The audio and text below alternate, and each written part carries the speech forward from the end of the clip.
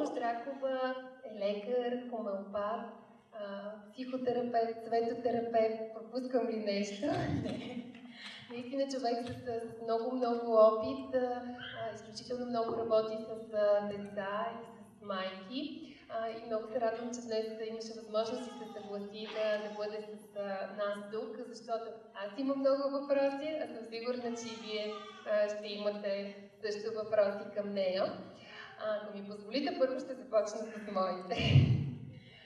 Моят първи въпрос е, доктор Маздракова, защо медицината, според теб, не можем ти да си говорим, защо според теб медицината има това схващане за храната, т.е. не отдава достатъчно голямо значение, понякога дори е склонна да игнорира, да заложи повече на лекарствата, на агресивният подход. Аз знам, че ти имаш по-различно отношение. Какво ще ни кажеш по тази тема? Това е интересен въпрос.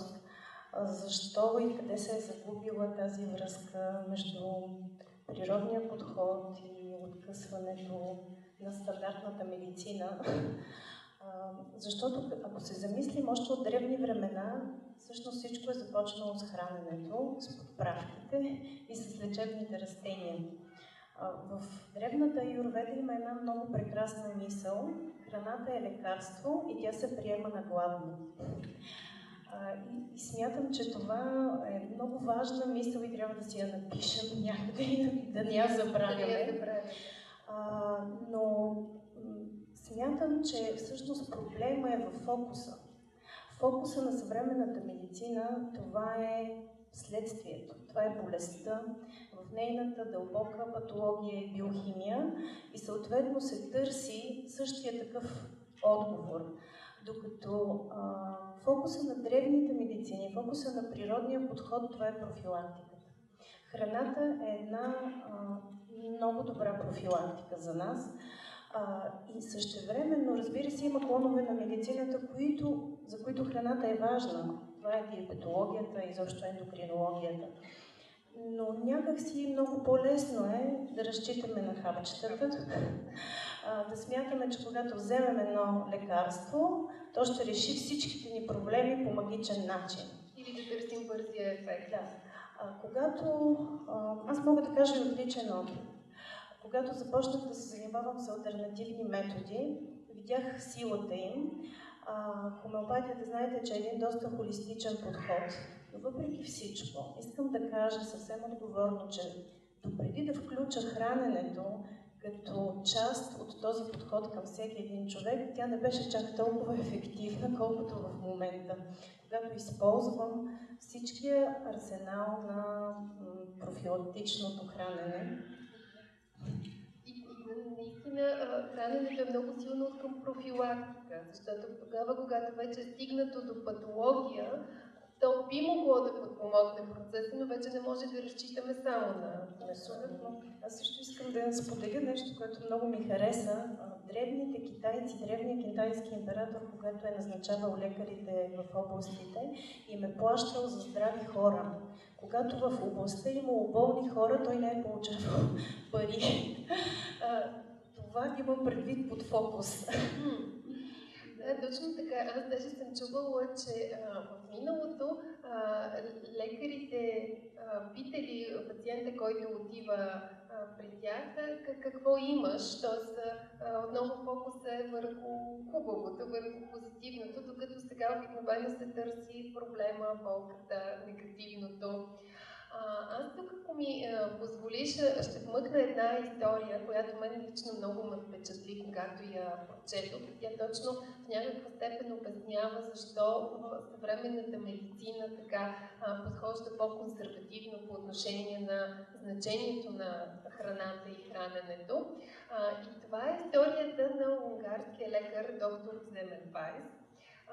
Един лекар, който в началото на 19 век практикува в Виена, в един родилен дом. И по това време имало много висока смъртност сред родилките. Оказва се, че тогава всъщност лекарите не са си стерилизирали, те стерилизират инструментите, но не и собствените си ръце. И доктор Семенвайс предполага, че може да има някаква връзка между хигиената на лекарите и тази висока смъртност. И той започва да кара лекарите в отделението, в което работи, да използват един дезинфекциращ разтвор преди всяко раждане. И много скоро, след като се въвежда тази практика, всъщност смъртността в неговото отделение рязко спада. Той е много възторжен от това, започва да изнася лекции пред медицинската колегия на тази тема, да призовава всичките си колеги да започнат да спазват такива по-строги хигиенни правила. Но за голяма изненада се оказва, че лекарите всъщност не са готови да приемат неговата идея, дори го обявяват за някакъв шарлатанин. За тях мисълта, че може те да пренасят преносител на някаква зараза е обидна, т.е. наистина го приемат като обида. Докторът е уволнен, той дори приключва живота си в психиатрична клиника много млад. И всъщност трябва да минат още близо 50 години, докато Пастьор защитава идеята за микробите и вече стерилизирането на не само на инструментите, но на всички медицински лица навлиза в медицината, за да стигнем днес малко до другата крайност, където свръх се опитваме да стерилизираме всичко. Но разказвам тази история, защото когато аз я прочетох, много ме впечатли точно този консервативен подход. И това, че да, медицината е една много сложна наука и на нея трябва време, за да приеме една идея, да я допусне. Определено е така, защото все пак нека да не забравяме и отговорността, която лекарите поемат, когато дават някакъв съвет. И те трябва да са абсолютно убедени, че няма да навредят. И затова постулатите в медицината вървят доста по-късно като приемане, отколкото будното съзнание на хората, които искат промяна. Да. Всъщност първият принцип на Хипократ е да не вредим, така че тези, които го спазват, нали, не можем да им се сърдим за това. И като спомена за отговорността на лекаря, нека да преминем към един такъв въпрос. Докъде всъщност стига отговорността на родителя, къде започва отговорността на лекаря? Днес, както си говорихме преди малко с майките, има страшно много информация. Съответно, ние всички майки се информираме, четем много, ставаме много компетентни, в някои случаи даже повече почваме да си поставяме диагнози на нас и на децата си. Има разни групи в Фейсбук, аз от време на време така ги поглеждам и там някакви майки си снимат, има някакви обричета, снимат, другите майки слагат диагнози, предписват лекарства, някои от които са доста сериозни. Лично се стряскам, като видя такива неща. Така че докъде е добре ние да се информираме и съответно да сме запознати и от кой момент е важно да се обърнем към лекар, към педиатър, за да не навредим, за да спазим този първи принцип на медицината? В моята практика има основно два типа родители. Едните са тези, които ме търсят дори за най-малкото соболче и секретче, което виждат, че тръгва при децата. И други, които всъщност са доста чели, както ти каза, и идват понякога твърде късно. Наистина тази граница е много трудна. Смятам, че за първата група проблема са страховете и родителите трябва да работят върху това, да не се страхуват. И за тези страхове може да им помогне информацията. Тоест, също посещаването на такива курсове за първа помощ, как ние можем да се справяме с децата в първите 48 часа от момента, в който дигнат температурка и тръгне суполчето. И вече наистина да бъдат много внимателни, когато се отнася за по-сериозни реакции от страна на децата, като болки в ушите, гнойни ангини, по-сериозни кашлици. тогава, разбира се, е редно да се обърнат към специалист. Диагнозата и диагностиката е много сложен процес, ние го учим много дълго и продължаваме да се учим в практиката си. Така че, родители, наистина доверете се на интуицията си, махнете страховете си, останете насаме с децата си, помолете се, нали, да разберете какво се случва с тях. И след първите 48 часа, говорим за, разбира се, предимно остри състояния, защото в детска възраст това е най-честата патология, е редно вече да потърсите специалист, ако температурката не спада до 2-3 дни, ако има нощни кашлици. Този въпрос с температурата също е много така важен. Се радвам, че го засягам. Какъв е твоя съвет? До колко градуса не е добре да сваляме температурата? До 38,5 цяло. Температурата не е опасна.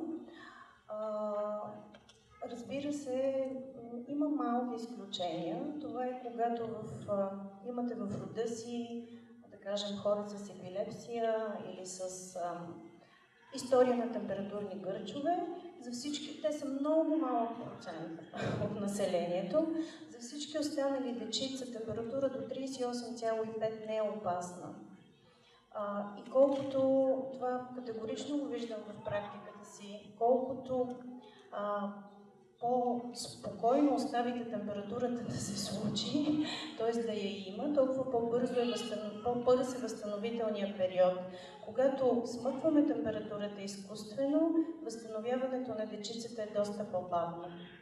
И всъщност и самия имунитет, който градят, има по-скоро негативен ефект. Това е изкуствено. Разбира се, и когато я сваляте, първо добре да се опитате да я свалите с душчета, с масажчета и чак тогава, ако не може това да се случи, да се прибягва към някакви медикаменти.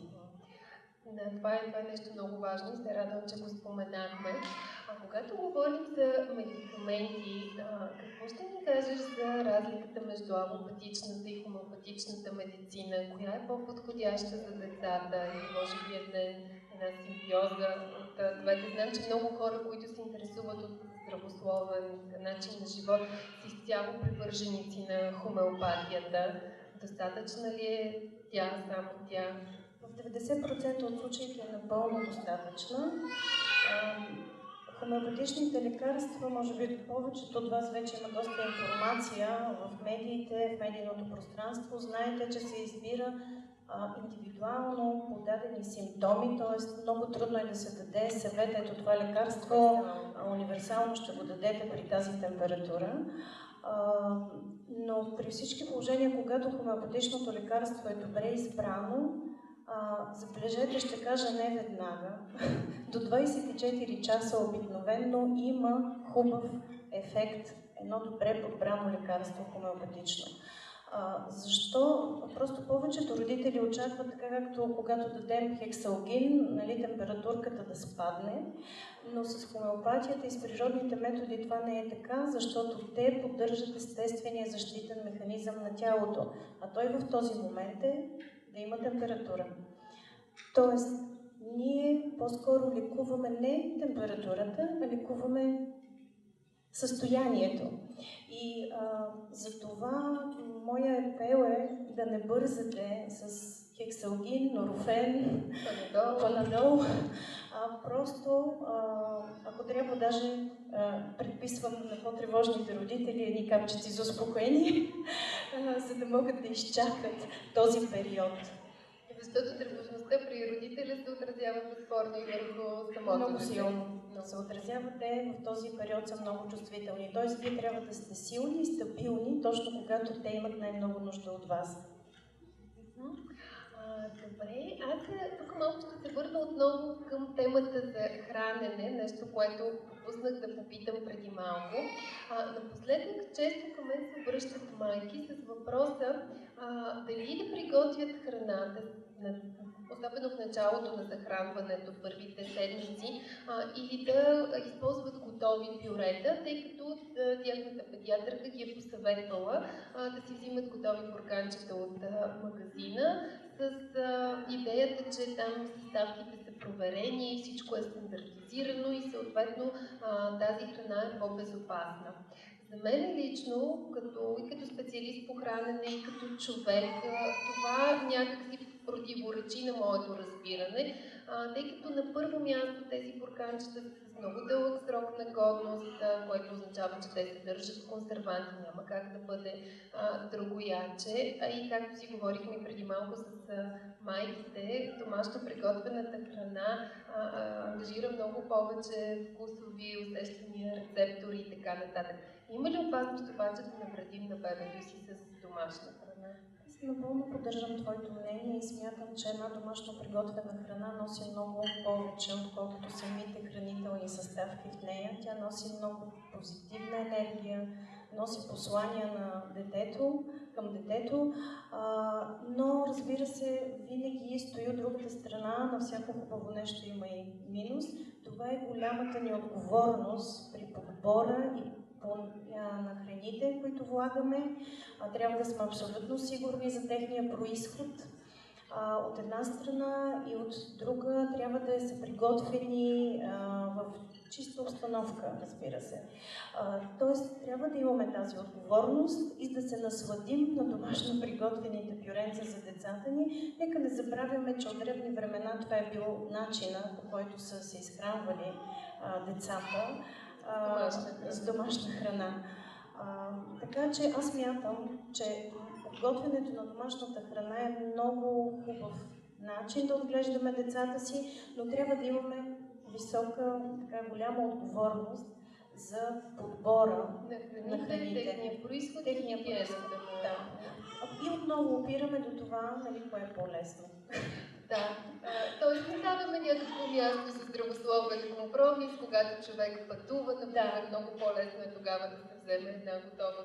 И наистина по-малко рисковано, защото домашно приготвеното пюре, примерно, ако пътуваме лятото до морето, може да се порази. Но това са точно тези компромиси, баланси, които правят живота ни по-нормален и лесен. Аз още веднъж се радвам, че днес имаме и такива представители. Това, което може би пропуснах да кажа е за консервирането на домашната храна. Все пак по-добре, когато има домашно приготвени пюрета, да не се консервират, а да се приготвят и да се дават възможно най-прясно приготвени.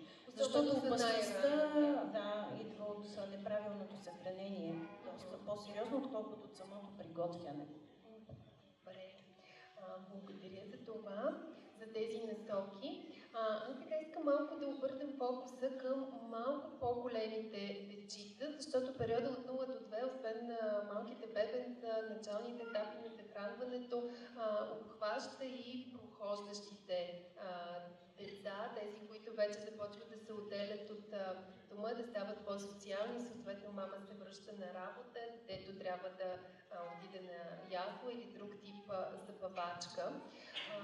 Според теб, кога е времето, когато е най-подходящо детето вече да бъде част от едно такова... И то говорим в случай, че имаме опция и избор, защото ако мама трябва да се върне на работа след първата година, ясно, че няма такъв избор, но ако имаме такъв... Категорично смятам, че децата имат нужда от социализация от 4-та си годинка нататък.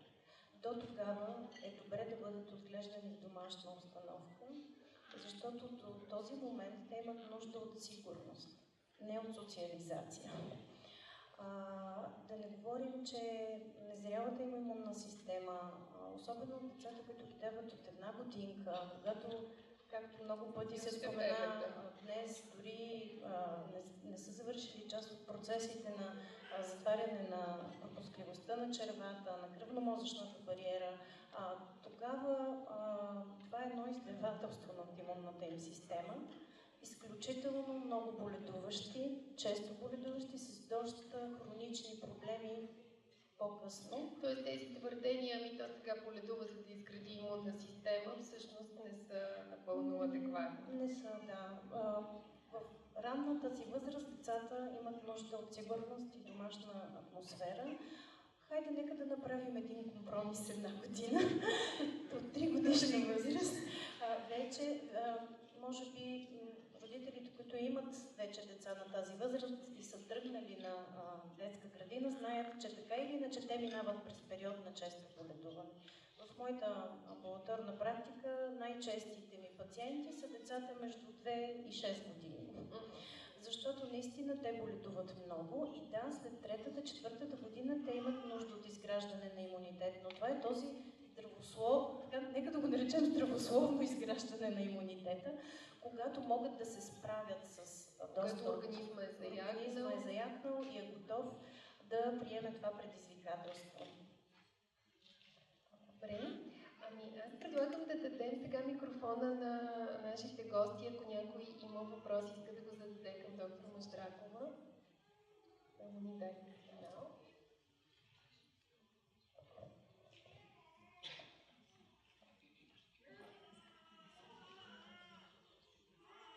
Аз имам конкретен въпрос за пастъците. Понеже последните месеци има някакви нови изследвания, които подсказват, че това, че захранваме много късно децата с ядки, всъщност е причина за алергия. Искам да питам вашето мнение, какво е? Късно или много рано? Да, много късно. Смятам, че това е адекватно, какви ли не нещачета. Да, не мисля, че това е вярно. Ядките така или иначе са си сериозен алерген. Освен всичко друго, те са много опасни заради задавянето в детска възраст, така че в никакъв случай не ги препоръчвам цели, смлени и то в малко количество. Дори за големите хора се казва, че мярката е шепата. Ядки за деня, защото те са много богати на мазнини, изключително натоварват черния дроб като орган. Позволите да добавя специално за пастъците, пък от всички ядки. За мен те първо, че не са и точно ядка, те са по-скоро бобова култура, но при тях има една такава специфика, че при тях се съвъждат канцерогенни спори, които дори при биопастъците могат да съществуват. И всъщност според статистиката, фермерите или производителите на пастъци по света, сред тях има най-висок процент на онкоболни от изобщо фермерските съсловия. Така че аз също не съм против консумацията на ядки в ограничени количества, по подходящ начин приготвени с накисване, но специално пастъците по-скоро не. Добре, други въпроси?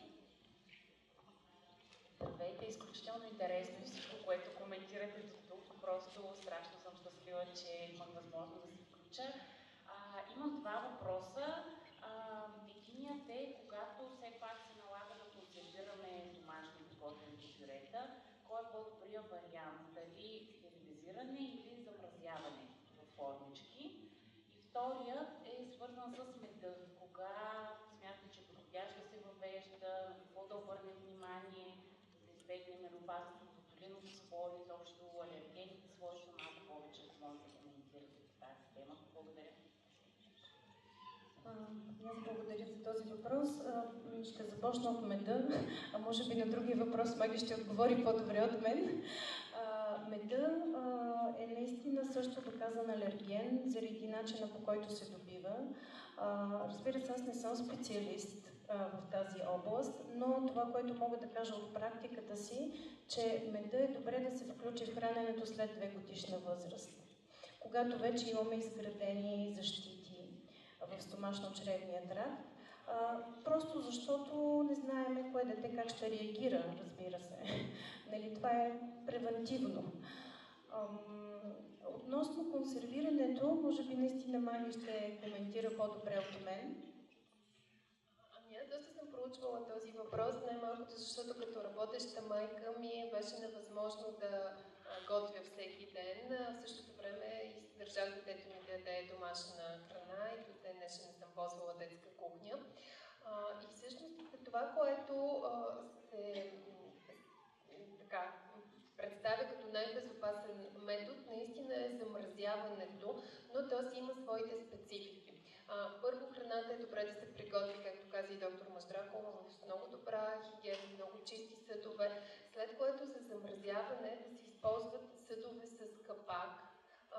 така че да има плътно затваряне, дори ако има възможност за изкарване на вакуума, тъй като аеробните бактерии се завършват именно там, където има кислород. И след това много важно е шоковото замразяване и съответно шоковото размразяване на храната. Тоест не да я сготвим, да я сложим в тези съдчета, които ще ползваме за замразяване и да я чакаме тя да изкине на стайна температура, а веднага да я сложим на студено, тъй като повечето бактерии в храната се появяват при температура около 60 градуса, т.е. тогава, когато имаме постепенно изтиване на храната. Дори в заведенията, които готвят с заготовки, също се прилага такъв метод на шоково изтодяване на храната, защото все пак там е необходимо да се спазват такива стандарти. След което, когато пък стопляте храната, т.е. размразявате, отново е добре това да бъде, да кажем, на водна баня, а не да си извадите кутийката сутринта и да я оставите на стайна температура до обяд да се размрази. Вече при по-големи дечица, където не говорим за пюрета, говорим за някакви точно манджички, супички. Аз съм използвала метода с вакуумирането, с наливането на горещата храна в бурганчета, затваряне, обръщане надолу и след това отново прибиране в хладилник, за да изкине на студено. И стремежа ми е тези бурганчета да ги използвам в рамките на седмица, да не ги държа твърде дълго, задължително с опитване в началото, за да се покаже какъв е вкуса.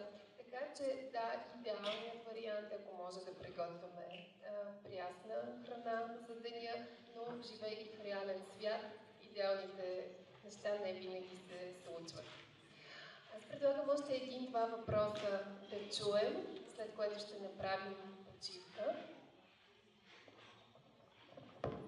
Здравейте, моят въпрос е свързан с тръгването на ясла на детска градина. Вие сами се казахте, че децата по правило боледуват по-често тогава. Един начин, как може да ги предпазим, предполагам, че изобщо да боледуват няма как, но поне да го намалим като честота. Нещо, което ние можем да правим за подсилване на детския организъм. Благодаря.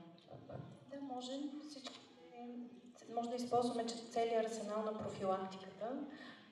Храненето, за което толкова много говорим днес, т.е. набавянето на правилните минерали. Минералите са много важна част от имунната система и като че ли често забравяме за тях. Движението, т.е. хубаво е събота, неделя да излизате извън големия град, да дишат въздух децата, хубав, чист, както казват, да съберат прана повече.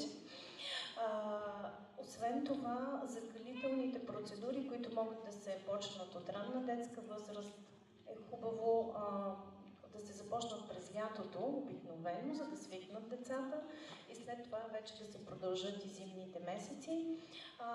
Конкретни съвети, може би всички от вас познавате етеричните масла. Добре, в грипните сезони и периоди вкъщи да запалвате една арома лампа с чайно дърво или с лавандула, които са много силно бактерицидни, когато така с хем ще ви е приятна обстановката вкъщи, хем ще постигате ефект на дезинфекция до някъде в кавички. Какво друго? При по-големите деца, но при по-големите, аз много харесвам капсулките от чесън, взимаш, защото много малко деца обичат чесън и много трудно бихте им дали чесън. Разбира се, ако децата ви обичат, чудесно да хапват. Но вечер, когато се приберат от детската градина, една такава филийка, намазана, примерно, смляно авокадо с чесън и намазана филийка е чудесна, или готовите капсулки с извлек от масло от чесън, които също предпазват и много добре действат на нашата не толкова имунна система, всъщност предпазват ни от самите вируси, естествена профилактика. И нещо, което родителите правят много, но за мен не е много добре, това е непрекъснатата стимулация с различни субстанции, увеличаващи имунната система. Говоря за ехинацея, за клеева тинктура, за, знаете, доста популярни такива субстанции. Не смятам, че това е правилно.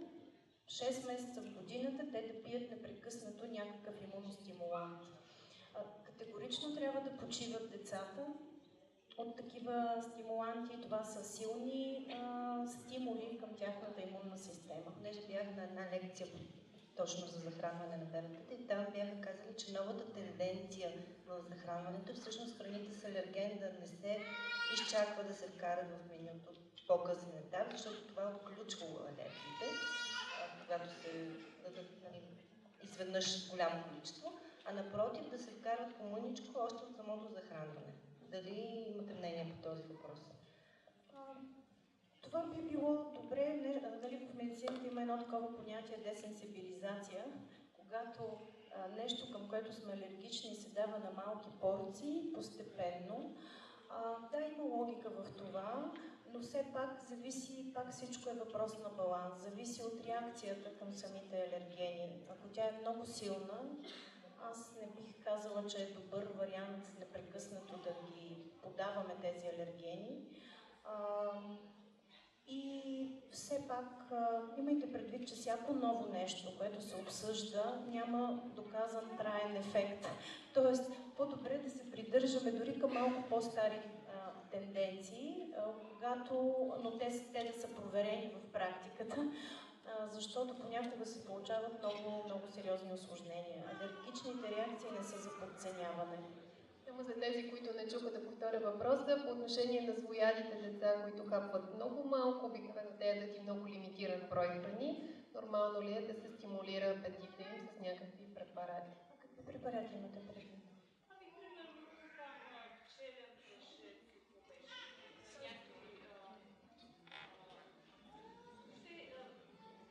По-скоро разяждащи храни и разяждащи субстанции. Това ли имам предвид, за да знам как да ви отговоря, дали имате предвид химически лекарства? Аз използвам личното алоe вера като препарати, точно и хората получават витамини. Да. Вижте, проблема с злоядите деца наистина е, как да кажа, сериозен за нас, родителите, защото ние всички сме много нещастни, когато децата ни отказват, особено ако сме се постарали и знаем какво им даваме, а те не го искат. Но първо, аз почти не съм видяла злоядо дете да прояде след такива стимулации. Тоест, с даването на тези неща, за които вие споменавате, по-скоро целим да субституираме по някакъв начин някакви липси в тяхното хранене. Аз имам опит с едни австралийски цветни есенции, използвам тях като че ли на едно много финно психоемоционално ниво. Тези есенции отключват желанието на децата да опитат нещо различно.